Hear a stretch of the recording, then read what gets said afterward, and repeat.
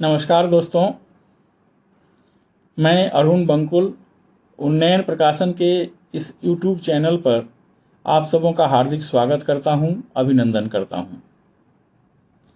चलिए आज मैं गीता का स्मरण कराता हूं।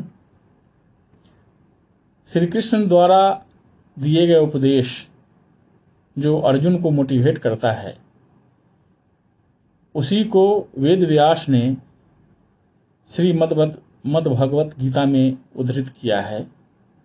आइए एक दो श्लोक पढ़ करके उसका भावार्थ आप लोगों के श्री चरणों में प्रस्तुत करता हूं।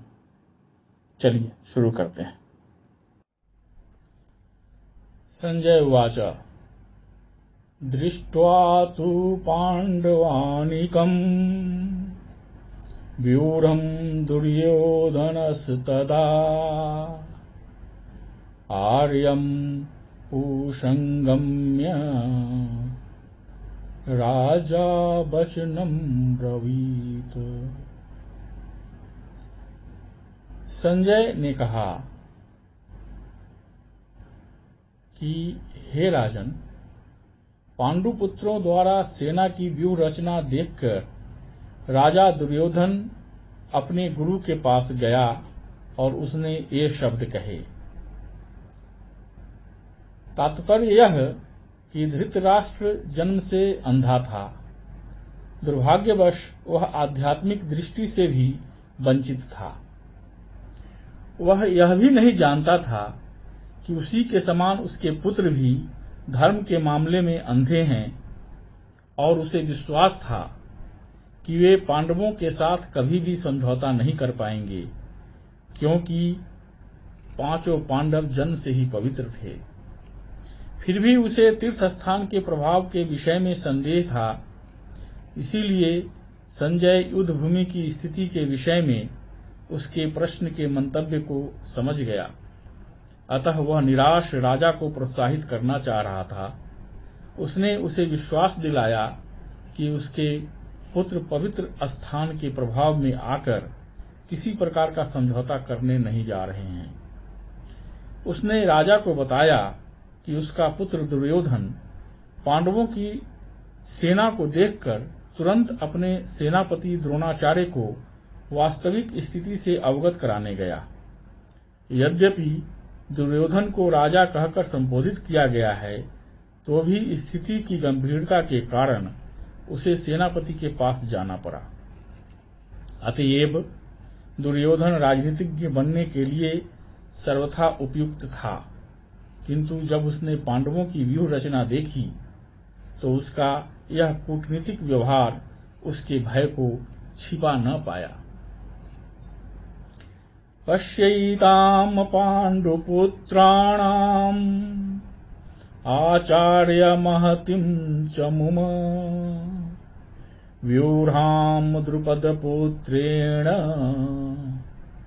तौ शिष्येन धीमता। हे आचार्य, पांडु पुत्रों की विशाल सेना को देखें, जिसे आपके बुद्धिमान शिष्य द्रुपद के पुत्र ने इतने कौशल से व्यवस्थित किया है। तात्पर्य कि परम राजनीतिज्ञ दुर्योधन महान ब्राह्मण सेनापति द्रोणाचार्य के दोषों को इंगित करना चाहता था। अर्जुन की पत्नी द्रौपदी के पिता राजा द्रुपद के साथ द्रोणाचार्य का कुछ राजनीतिक झगड़ा था। इस झगड़े के फलस्वरूप द्रुपद ने एक महान यज्ञ संपन्न किया, जिससे उसे एक ऐसा पुत्र प्राप्त होने का वरदान मिला जो द्रोणाचार्य का वध कर सके। द्रोणाचार्य इसे भली भांति जानता था, किंतु जब द्रुपद का पुत्र धृष्टद्युम्न युद्ध शिक्षा के लिए उसको सौंपा गया, तो द्रोणाचार्य को उसके अपने सारे सैनिक रहस्य प्रदान करने में कोई झिझक नहीं हुई। अब धृष्टद्युम्न कुरुक्षेत्र की युद्ध भूमि में पांडवों का पक्ष ले रहा था और उसने द्रोणाचार्य से जो कला सीखी थी, उसी के आधार पर उसने यह व्यूह रचना की थी। दुर्योधन ने द्रोणाचार्य की इस दुर्बलता की ओर इंगित किया जिससे वह युद्ध में सजग रहे और समझौता न करे। इसके द्वारा वह द्रोणाचार्य को यह भी बताना चाह रहा था कि कहीं वह अपने प्रिय शिष्य पांडवों के प्रति युद्ध में उदारता न दिखा बैठे। विशेष रूप से अर्जुन उसका अत्यंत प्रिय एवं तेजस्वी शिष्य था।